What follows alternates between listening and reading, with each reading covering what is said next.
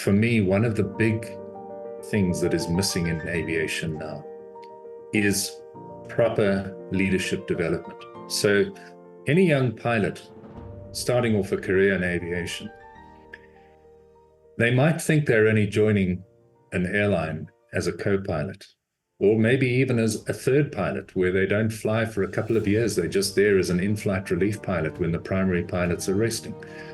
But that's the time that they should be learning and honing their leadership skills, because it is absolutely vital.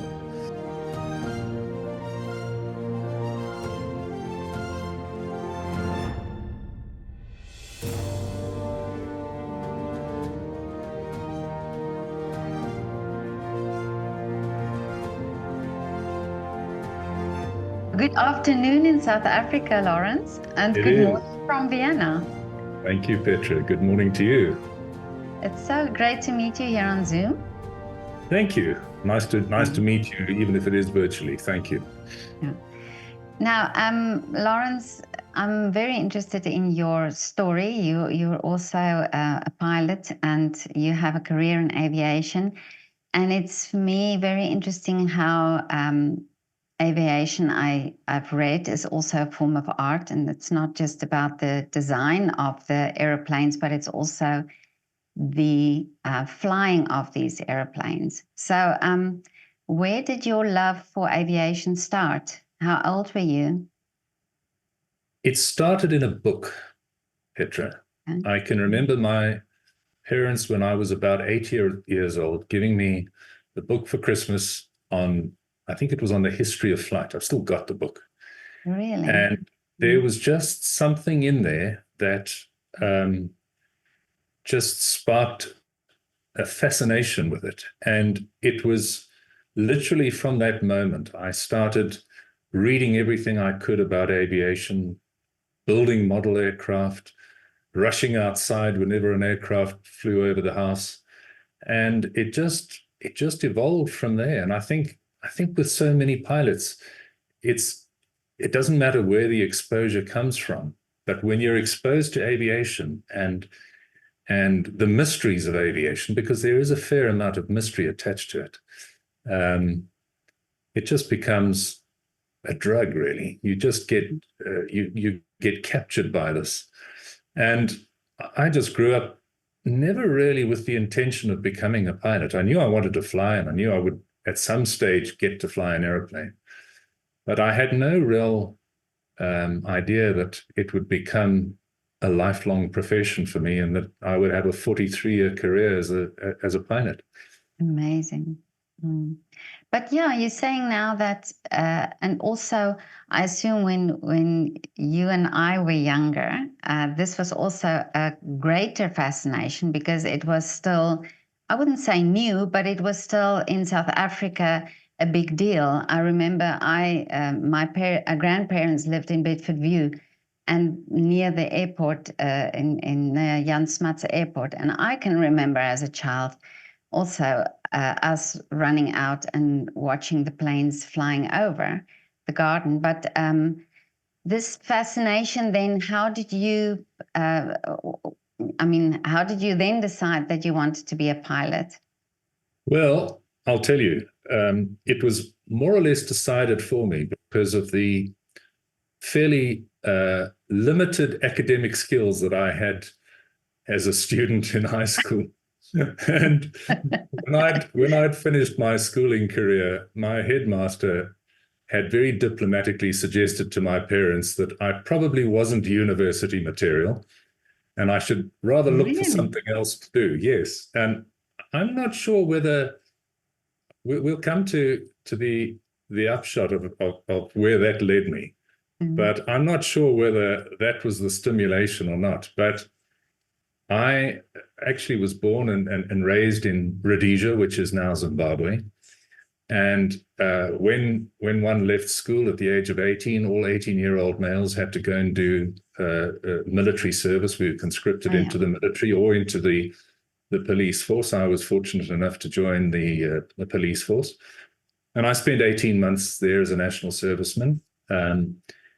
It was the first time I'd earned money. And I now had this very small amount of money that I was getting every month.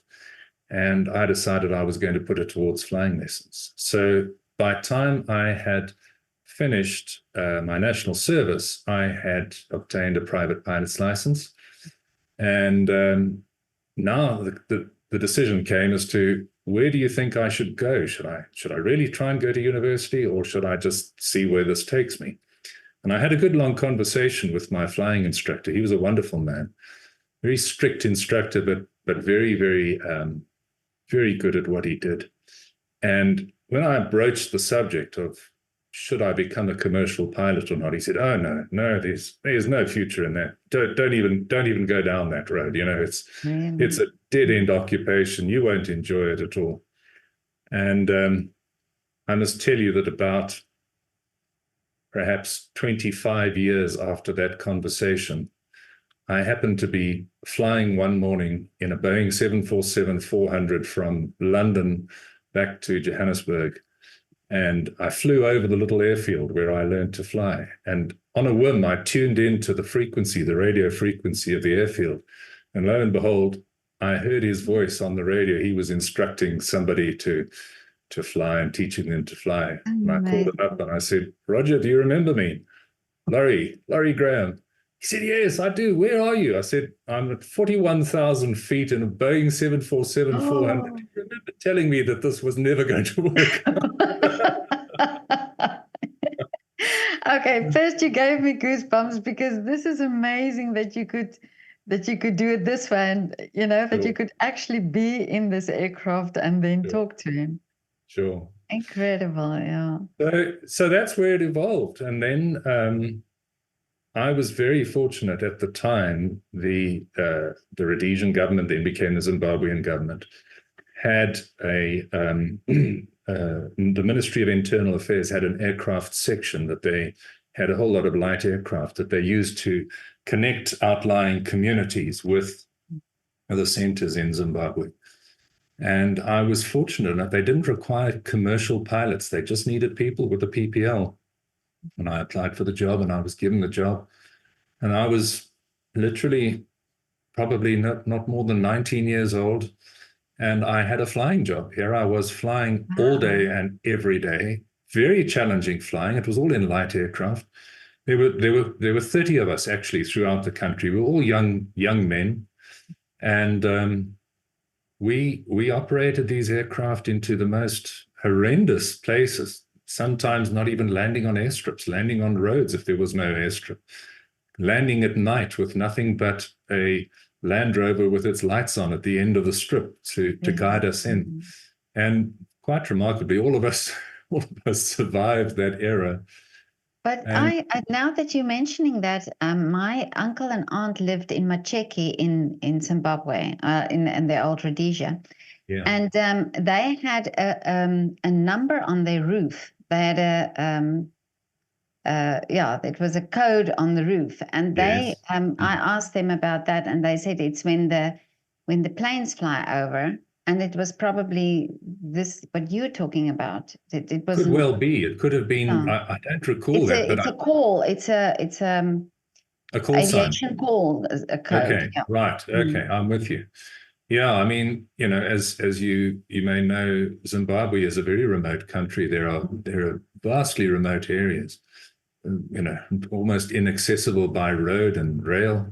So the connection by air was really important, especially for these outlying communities. And what a place for a young pilot to cut his teeth and learn his craft. I can imagine, yeah. We were flying. I mean, some days I would do 15 takeoffs and landings, short flights, half an hour, 20 minutes, whatever the case may be.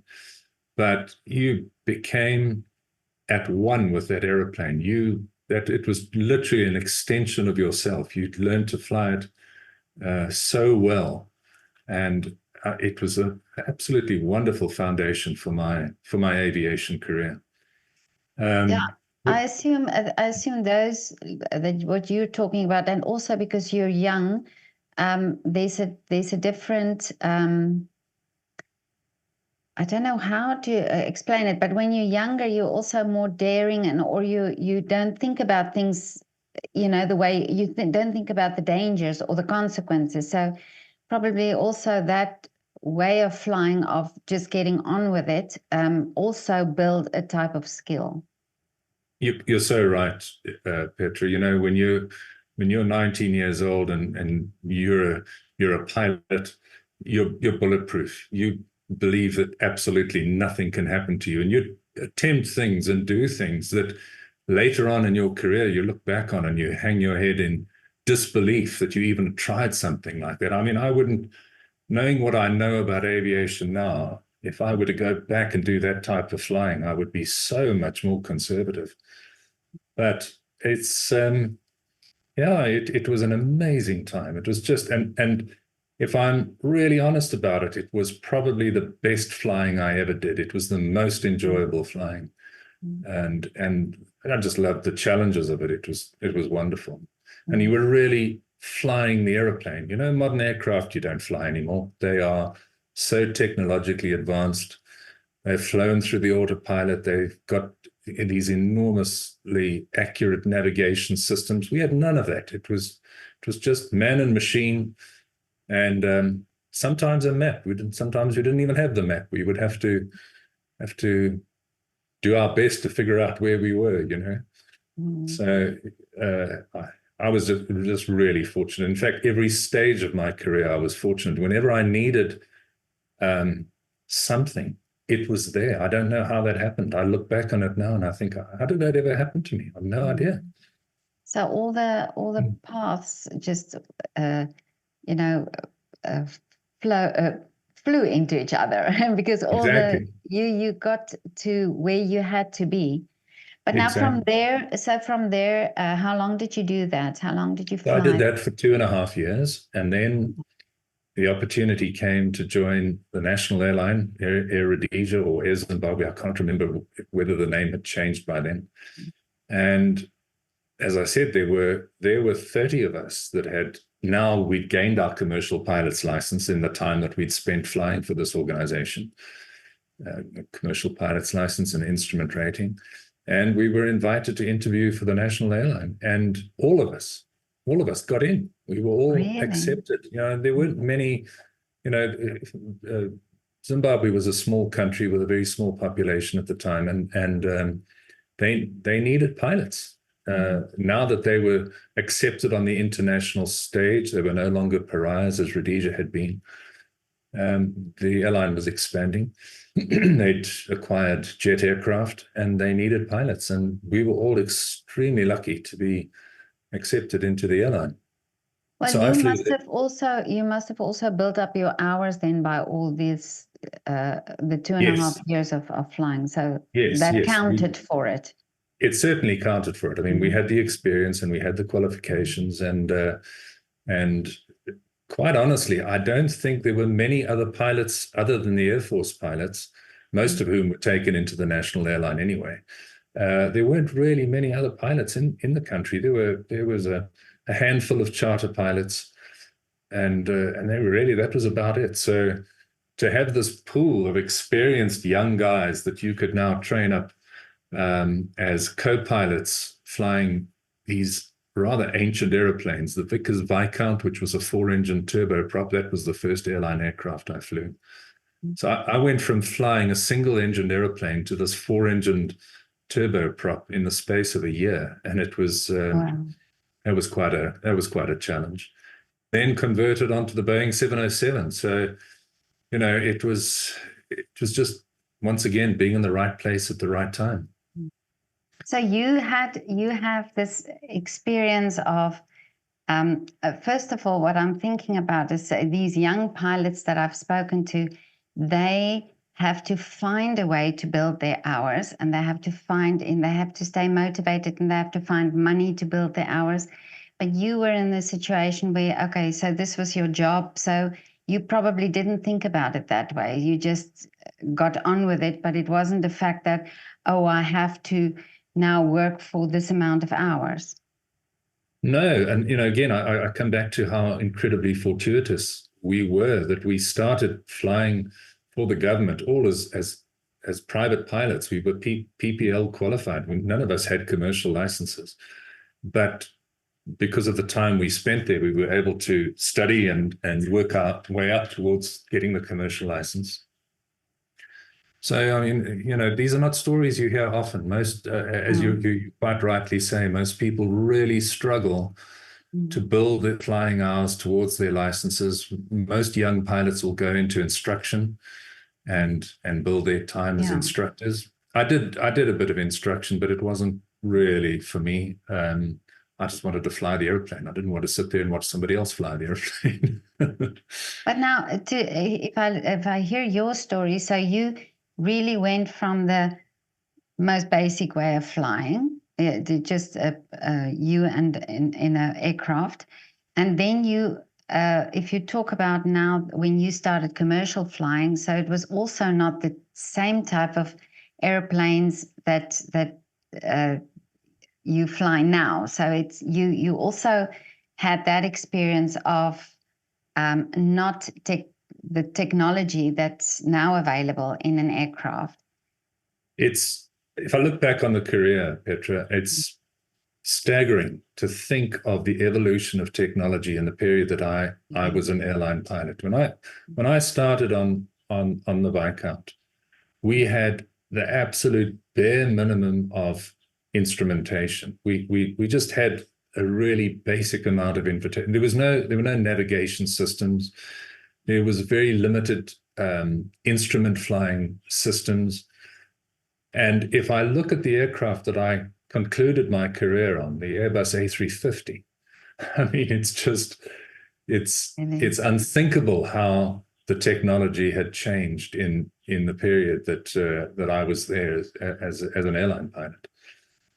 Just remarkable. But now, also, when I spoke to Kobus Turin, Yes. I saw a documentary of in the military how they train the pilots, and I don't know how it's in commercial flying, but so basically these young pilots get trained in a simulator for long extended periods of time before they even get into the aircraft. Do you think there's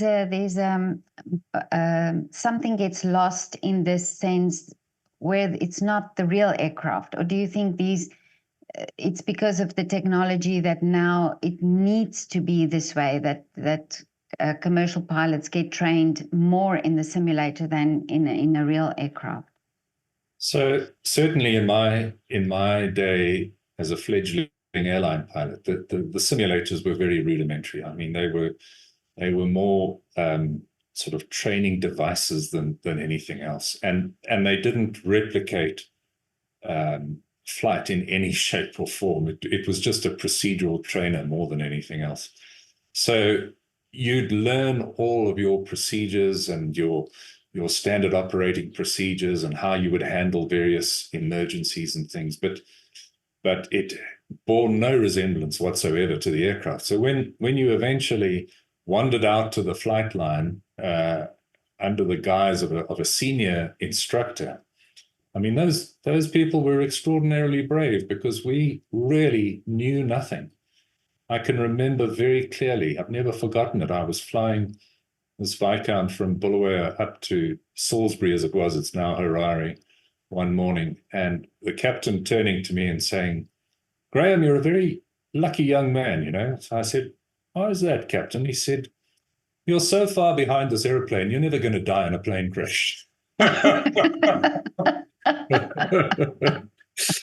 So they had to contend with these really inexperienced guys, and we had to learn to fly the airplane in the airplane. But today it's not really the case. Simulators are so remarkable.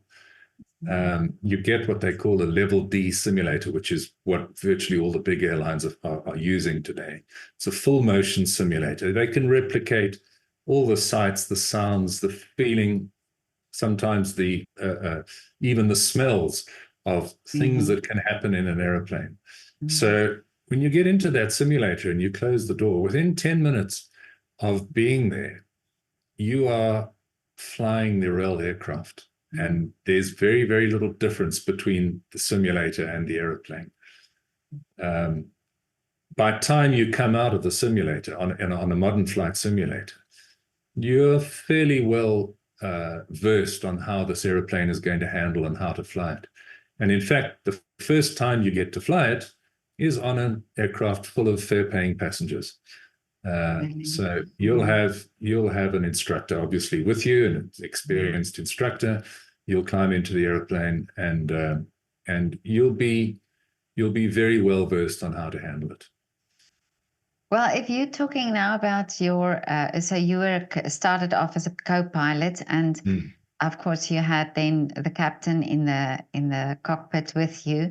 Yes. Did you learn? Do you think it's also a different learning process that you had because they also had their experiences that they brought with? Of course, for them it was also this whole evolution of where the aircraft, the way the aircraft was in those days. So by the time he had this seniority, he's also had this huge amount of experience from flying with less technology. So do you think that sort of that training that you got there, that one-to-one training was also beneficial? There's no question about it. I mean, these people that we flew with as young co-pilots were our mentors, every one of them. And some of them were most of them were very positive, but there were a few who were very negative as well. You would sit there and you would look across and you'd think to yourself, well, when my time comes, I'm not going to operate like this chap, or I'm certainly not going to be as neglectful as he is being of this aeroplane. So you learned the pros and cons of it. We'll come to this a bit later in the discussion, but for me, one of the big things that is missing in aviation now is proper leadership development. So any young pilot starting off a career in aviation, they might think they're only joining an airline as a co-pilot, or maybe even as a third pilot, where they don't fly for a couple of years. They're just there as an in-flight relief pilot when the primary pilots are resting. But that's the time that they should be learning and honing their leadership skills, because it is absolutely vital that pilots today, so much more so than in my era, where we had to fly airplanes and didn't have to worry too much about managing them or managing a crew. I mean, you might have a captain, co-pilot, and 3 or maybe 4 cabin crew. Nowadays, you can have 4 pilots on board with 24 cabin crew in the back. So you've got a big team of people. You've got a vast responsibility. You've got a very high performance machine. And there is a failing, I truly believe, in the aviation industry now, that leadership skills are not being developed. You are supposed to somehow, by osmosis in your time as a co-pilot, learn all of these skills from the people with whom you fly. And then they hand you this airplane one day and they say, right, you're the captain now, off you go. And I can remember my very first flight as a commander was so daunting. I didn't have any qualms about flying the airplane. I knew how to fly the airplane. I had absolutely no idea how to lead a team. I had no idea how to interact with people and judge people and motivate people. And the more I got into it, the more I realized where the gap in aviation is now. And it's now become, now that I no longer fly, it's become my mission in life now to improve leadership skills, not just in pilots. Believe me, it's necessary throughout the industry, right throughout the industry. We have a situation now where many airlines are run by non-flying people that have not come to grips with aviation. They might think they understand aviation, but they don't, and you can't expect them to if they're coming from an accountant background or a legal background or whatever the case may be. So I'm looking now, this is really what I'm involved with now, is promoting the message that aviation needs to take a long, hard look at itself. I mean, we just have to look at the Boeing Corporation and see some of the things that have developed there in the last few years. And such an incredible organization, and by all accounts seems to have lost its way somehow. So this is what I think is necessary. Well, it's also in the, you see that also in theaters. The moment they put a director in a theater who might be a good marketer or a businessman, but he doesn't have the experience in theater, in the theater world, or in music, it tends to be a disaster in a theater. So it's the same thing in aviation. You need to have the people with the experience and the knowledge and also the passion, I think, in the lead. Absolutely right. I mean, your analogy of the theater, if you think of a producer that doesn't understand the sound engineer's challenges, and doesn't understand the lighting engineer's challenges, and doesn't understand the front of house manager's challenges, if he hasn't had a foundational if he hasn't built a foundational competency in those elements, how can he possibly be a producer? You've got to understand, and even more so today, especially with the technology that we've got around us. Our world is interconnected, whether we like it or not. We're interdependent on everything. I mean, here we are sitting thousands of miles apart having this conversation. There's no reason why we can't learn each other's roles and become better managers and better leaders for it. But do you think also passengers understand, this amazing thing that this, if they understand aviation at all? Because we tend to get onto flights and just complain about long hours or waiting hours and so on. So, and sometimes you hear, okay, so there was a technical failure, but then people get impatient, yet they get on the plane and expect to be on the other side, safe on the other side. So there's this lack of knowledge, where if you look at some of these documentaries of where aviation started and how the first people got on these aircraft, it was a huge thing, it was a huge experience, and they were so grateful to get alive on the other side. But now we sort of take it for granted. And we want passengers to take it for granted. They don't need to know what's happening in terms of the technology and the process. And I think where we fail as an industry, it all comes down to communication. People are actually quite understanding, as long as you communicate the problem and you don't try and hide behind some sort of excuse. If the airlines drop the ball and there's a technical problem or a staffing problem, be honest about it and communicate. And I just found that, again, I come back to this whole leadership role. It is so vital that you communicate with people and you tell people what's going on. And the more you do that, the more people accept what's happening. It's when communication breaks down and passengers are left sitting in an airplane for hours and after hours before departure, they're now running 2 hours late and they have no idea as to why this is happening. That's what causes the stress, and rightly so. And I get stressed and irritated if I don't get told what's going on around me. Yeah. So, as you well know, communication, very, very important part of leadership, and these skills need to come into the industry now. We need to be re-looking at how we train pilots. We need to be building pilots from day one in human factor awareness, in leadership training and skills, so that when they eventually sit down in the left-hand seat of that very large, very expensive, very fast aircraft, they're at ease with the whole operation, not just the technical aspect of it. So how do you see that happen? How do you, what do you suggest? What should change?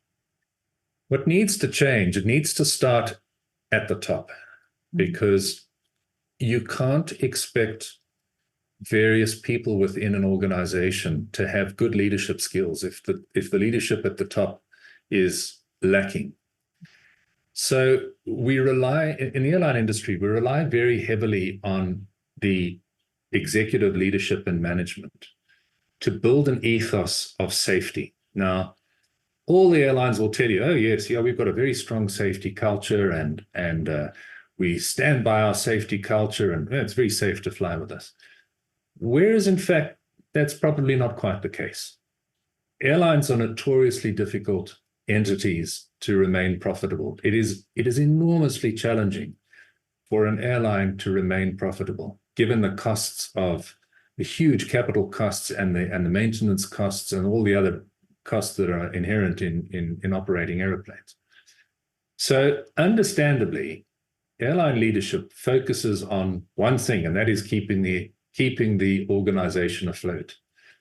And sometimes that means let's not worry too much about the safety aspect of it. We'll accept the risks that we've got, but we've got to keep this organization going. The problem is, what is an acceptable risk and what isn't an acceptable risk?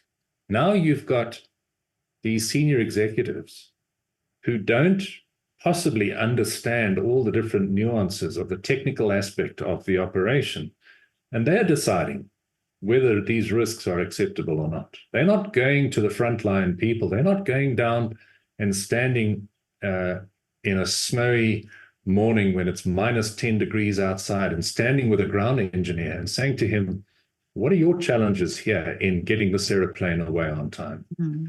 They're not talking to the cabin crew who might have done a 16-hour flight, had one night's sleep, and be expected to do another 16-hour flight. And they're not saying to them, what are your challenges? I want to know how we can help you and how we can make this operation safer. So the whole concept of leadership has become so narrow, and it needs to be broadened. We need to build foundational knowledge, foundational competency in the industry. We need to take that foundational competency. We need to build practical competencies out of that. I mean, flying and aviation is a very practical business. It's not an academic business. It's very practical, and it's extremely dynamic. And if we're competent in those two aspects of it, we can build what they call reflexive competency, which is how do we handle changes that occur that were totally unexpected. And that, believe me, is the airline environment. They talk about high reliability organizations and what they call a VUCA environment, which is volatile. I can't remember what the U stands for now. Complex and ambiguous. Volatile, uncertain, complex, and ambiguous. It typifies the industry. Every single day you go to work, you might be flying the same route over and over again, but every flight is different. Every single day is a different set of challenges, a different airplane, a different crew that you're flying with, different flying conditions, weather conditions, the load, the passenger load, whatever it may be. So if we can build knowledge of all of this, if I can get to understand what the maintenance engineers have to do, if I can understand what my executive management have to do to keep my organization going, if I can understand what the instructors have to do and what the administrative staff, the people that roster pilots and cabin crew, if I can understand all of those challenges, I'm so much better equipped as a leader to be able to do the job that's expected of me, be accountable for the aircraft that I'm accountable for, and at the same time, keep my passengers safe, which is really what it's all about. And I assume all these things you're talking about, I mean, you have to be in the aviation industry. You have to have flown to understand all these things, because if I think of your career where you started, I mean, that was hands-on. That was you and the aircraft. So you understand that so much better. There's no question about it. Experience is a very vital part of it. But how do we supplement experience? We supplement experience with knowledge and training. And what's happening in a lot of airlines now, because there's this enormous shortage of pilots around the world.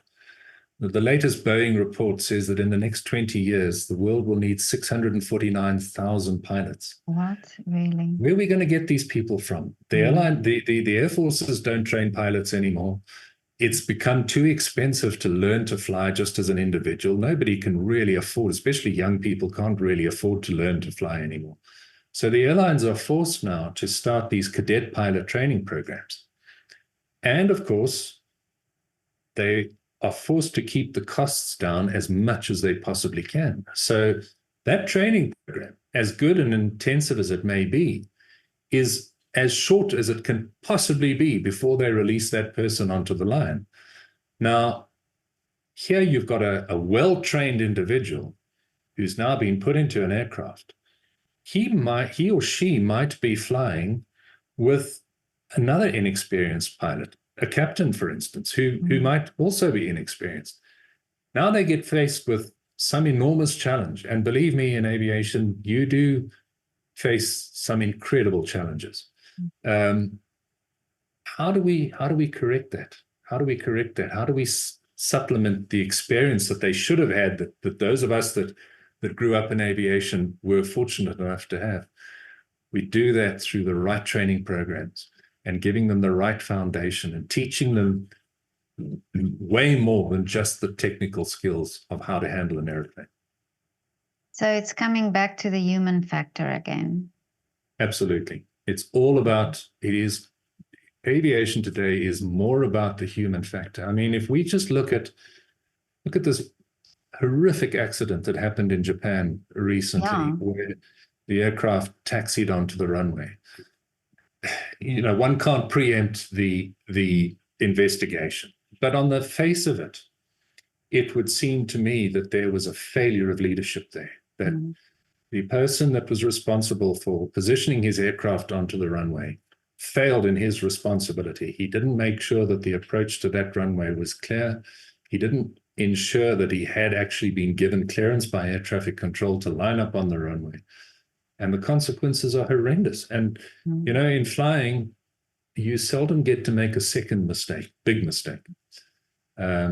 It's unfortunately, that's what it is. And you have to be on top of your game all the time, whether you're coming to the end of a 17-hour flight when you are absolutely exhausted and you haven't slept the entire night. And now you've got to fly this big jet into a busy international airport in very inclement weather, sometimes with no visibility whatsoever. You need additional skills than just these, how do I fly the airplane skills. Well, this is now a good time to ask this question and ask, can anybody fly? Because it's this thing where you say, well, anybody can play the piano, but not anybody can be a concert pianist. So technically everybody can fly, but can you be a pilot? That's the question. Can everybody be a pilot? What is the No, in the same way that I like painting, but I'm not an artist. I love playing musical instruments, but I'm not a musician. You have to have an aptitude, a certain aptitude for everything in life. That's just the way it is. And unfortunately, it does happen that people come through the system. Sometimes we pick it up quite early. Other times it may take years to pick up that a certain individual just doesn't have the aptitude for doing what they should be doing. Remember too, flying is an unusual environment because we're in a three-dimensional environment. Most things that happen today are two-dimensional. You can go left and right and forwards and backwards, but with flying, you've got this three-dimensional aspect to it. And you have to have spatial orientation. You have to be able to think in this three-dimensional realm, which is, it's not difficult. but not everybody can do it. And I take the example of air traffic controllers. Now, to me, and I'm saying this because my wife happens to be an air traffic controller, but if I look at the job that they do, where they are presented in a two-dimensional screen of what's going on in the area that they're controlling, but they have to think three-dimensionally. It is an unbelievable skill, that. And I think way more people could become pilots than could become air traffic controllers. I think air traffic controllers are the unsung heroes of aviation. If I listen to the stories and I watch what goes on in busy airspace, I don't think there are many people that could do a job like that. And they deserve an incredible amount of praise for what they do. Yeah, you never think about that, because because you don't see them, You don't see them, you don't hear from them, you have no concept of the vital role that they are playing in your safety. You've got no idea. And believe me, and I'm not exaggerating, it is life and death stuff. They are wholly responsible for your safe conduct of your flight, of keeping you away from other aircraft, of keeping you away from the ground, of keeping you away from obstacles, and ensuring the safety of the flight. I mean, the modern aviation system just could not exist without them. It just couldn't exist. And yet none of us know about it. We're not aware of it. Well, if you just look at New York airport, sometimes if you look at a flight radar and you see all these aircraft coming in and lining up to fly, then I can just imagine how do you organize something like that in your brain just to get that out there and to get and it looks as though it's just like a automatic machine going. It does, and believe me, all of that is attributed to the skill of the controller. How they keep you separated from other aircraft, how they make sure that the separation between airplanes and the speed of the airplane and the height and the rate of climb and descent of the airplane is taken care of. The pilot is really just there to follow their instructions, and woe betide if you don't, because if I think of going into a place like London Heathrow at 6:30 in the morning, as we used to do, you've got 3 miles separation between aircraft, which means that the aircraft ahead of you has touched down, he's coming to a stop, but he still hasn't vacated the runway at the time that you're ready to land your airplane. So he is literally, I keep saying he, but obviously we're talking about he and she. Yeah. They are vacating the runway as you're going into the flare and landing your aircraft. And best you be getting off that runway, because right behind you there's another one doing the same thing. And honestly it's like an orchestra. It's this beautiful, it is absolutely beautiful to watch and to experience, to be a part of that, and realize you're just one of the violinists. You're not the conductor of all of this. You're mentioning that now because I spoke to Joanne as well. I can't remember her surname now. She's also a pilot, and she said the same thing. And she said it's like, and then when this aircraft comes in and parks, it's like this. Everything just happens. The door, the stairs come, and all the things that happen there, and everybody knows they're parked, and it just happens. It's honestly, to try and explain to lay people what needs to happen before an aircraft departs out of its parking bay, the number of people that are involved in making sure that airplane leaves on time, properly maintained, with the right passengers on board, with the right load sheet, with the correct amount of fuel, with the right crew, the correct luggage, the right freight that they've loaded, and all the various aspects, the people that refuel the airplane, the people that clean the airplane. These are all these unsung heroes of aviation, that if one of them, just one of them, doesn't do their job, it all falls apart. So you are so reliant on all of these people to come together at the right time, do what's expected of them, so that at our departure time of 0600 hours, the doors are closed and you're able to click the microphone and tell the air traffic control tower, we're ready for departure. And it all comes together. And it's exactly the same after landing, because remember, that aeroplane will be on the ground in New York or in London or in Frankfurt or Munich, or wherever it may be. And it's only going to be there for an hour and maybe 2 hours. So in that period of time, that whole aeroplane has to now be cleaned, reserviced, maintained, restocked with all the items that the flight needs. A new, fresh crew comes on board. It is truly Amazing. remarkable. It Yeah. just runs on a script, just like reading music on a sheet of music. And if one of the notes is out, the whole operation is discordant. But that's amazing that, we never think of that it that way always.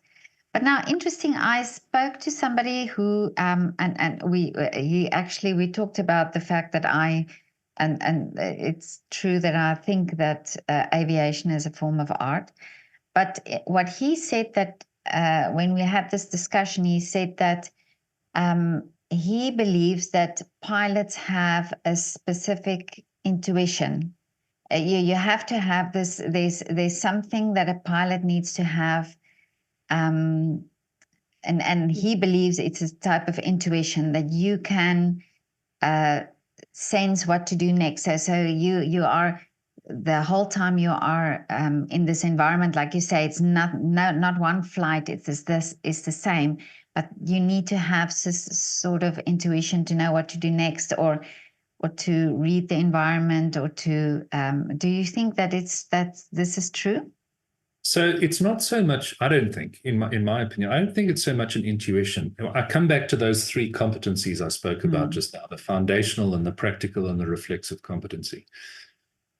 If you've got a very solid foundational competency, if you know the technical aspects of your airplane and you know all the technical aspects and operational aspects of getting this airplane prepared for flight, and I'm talking now about the load masters doing their job and the gate agents getting everybody on board. If you understand all of that and you're able to take that knowledge and apply it practically to getting this aeroplane ready and prepared in a safe and proper manner for flight, we can teach foundational competency and we can teach practical competency, but we can't teach reflexive competency. That comes from having a solid understanding of the other 2. So add to that, of course, is experience. I mean, the more experience you have, you are able to look at a situation and say, well, I do remember something similar to this, and I remember how we handled it on that occasion. So maybe it's going to work on this occasion, but not really, because there are just so many variables. There are so many variables in flying that you can't possibly imagine them all, and you can't possibly train a pilot for all of them. I'll give you an example. One of the things that pilots are trained to do is to manage hydraulic failures on airplanes. Aircraft controls are all operated hydraulically. Most of them today via a computer system, but the systems that move the controls are generally operated by hydraulics. And one of the most dangerous things that can happen in an airplane is a failure of the hydraulic system.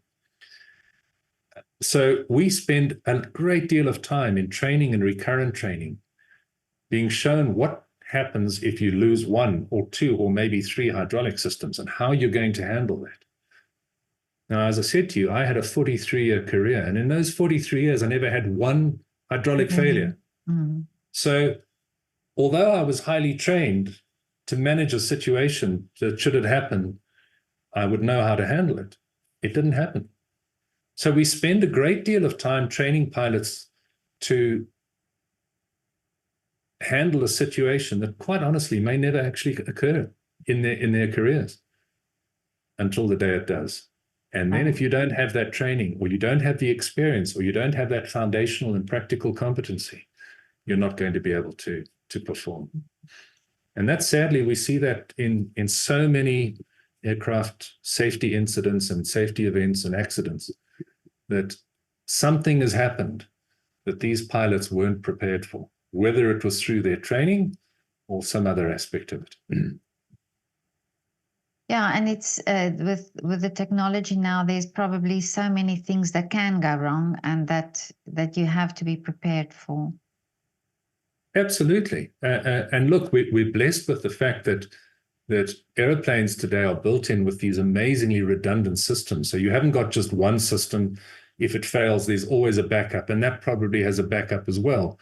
And also the technology is so advanced now that you just don't really get failures anymore. I mean, when I started out as an airline pilot, the reason we had 4-engine airplanes was you could quite honestly expect at some stage in the course of a year that one of those engines was going to fail somewhere along the Really? line. Well, engines just don't fail anymore. They just don't. I mean, that's why we're flying twin-engined airplanes across oceans now. You know, and for me, having come from this era of the 4-engined transoceanic aircraft, I sit thousands of miles from land, and I'm very conscious of the fact that outside I've only got 2 engines keeping me between where I sit and a very long swim home. So, but the engine technology is just so incredible today and so reliable. Airplanes are very, very reliable. What But isn't this, so reliable are the people involved. That's the problem. but this is so amazing. Your career, it is so interesting where you came from, and I'm just thinking this teacher that didn't have much hope for you, and where you are now and what you've achieved. So when I'd finished my flying career and retired from flying, I sat back and I thought, you know what? There's one box I never got to tick, and that was the university box. So I went back to university. Really? Yep. And I'm very pleased and thrilled to say that just a week ago, I finished my MBA, and it's done. Congratulations. Yeah, thank you. Wow. Thank you very much. And so I'm feeling as if that chap probably spurred me on to doing it, because he gave me the impetus to say, you know what, you're no good. You won't make the grade. And it was almost certainly thanks to him was a case of, I'll show you. You have to prove yourself. But I mean, all these stories I always hear talking to so many people, you just always see how there was a flow in things, how one thing led to another, and then sometimes against all odds, somebody ended up going this route. And this is with you as a story as well, that Absolutely. how you got to become a pilot, and then now also your passion. This is so amazing that you still want to give something back in the aviation industry, and that you have this insight of knowing that this is the problem.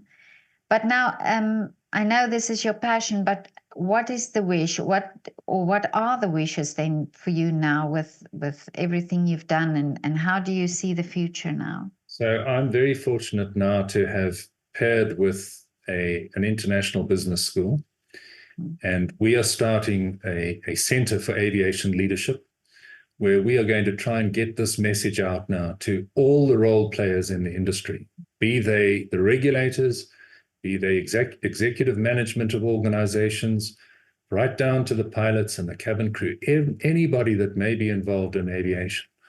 We want you to understand how important it is that you understand the interdependencies of all these various aspects of aviation, so that you can become a better leader, so that you are equipped with the right tools and the right knowledge to be able to say, you know what, today we've got a really serious situation on our hands. How are we going to handle this? For instance, let's have a look at that Malaysian flight, that Malaysian 370 that disappeared without a trace. I'm certainly not criticizing their management, because how do you approach something like that? How do you ever, as a manager or a leader, how are you equipped to handle a situation like that? And they received a tremendous amount of criticism for the way it was managed. But you have to stop and say, this was something that had just was unconscionable. Nobody could believe that something like that could take place. Perhaps there might have been a different outcome had they been through the sort of education that we espouse now, that building people up and giving them the insight and the knowledge and the understanding and the holistic approach of this whole industry, because it is, as I said to you, one part of the industry certainly cannot survive without the other. And we all need to understand each role player's function and how they fit together in this great big orchestra so that we play wonderful music and not discordant music. And like you say, it's understanding also, the time that somebody needs to rest, and the time that it's not just about, getting everything done and as soon as possible, but that human factor is also involved. Absolutely, Petra. One accident in aviation is one accident too many. And we do have the wherewithal to prevent these accidents. We do have the wherewithal to prevent safety events. But it takes a very, very conscious and concerted effort on behalf of certainly the leadership of the organization, but down to every person that has a role and responsibility within the industry. And unfortunately, because it is so technically orientated, people grow up in the industry focusing on their technical side of the operation, and they don't have an insight into all the other aspects of it. So this is what we're trying to now bridge that gap. We're trying to say, look, you need a better understanding. You may think you're a good airline manager. You may think you're a good airline executive. You may think you're a good pilot, but are you really? Because I discovered very, very quickly that although I was a safe pilot, and I'd like to think a good pilot, when I started out as a leader, I wasn't. I really wasn't a very good leader and a very good commander. And those were things that I had to learn over time through experience and make quite a few mistakes along the way. I want to now help the industry to not make those mistakes, to be aware of where the stumbling blocks are and how we can uplift this whole industry without it costing a great deal. In fact, very little really. The return is huge. The benefit is enormous, really.